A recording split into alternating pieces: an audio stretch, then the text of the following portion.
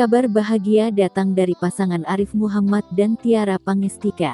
Sang istri melahirkan anak kedua mereka di tanggal cantik pukul 11.11. Jenis kelaminnya perempuan. Momen bahagia tersebut diunggah oleh Arif Muhammad dalam Instagram pribadi miliknya.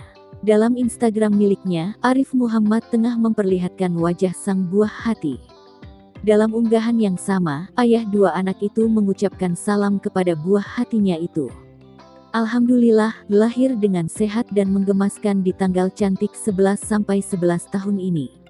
Kenalin, Meka Ayu Amanjifa, ungkap Arif Muhammad. Unggahan tersebut itu pun lantas mendapatkan respon dari kerabat dan rekan kerja lainnya.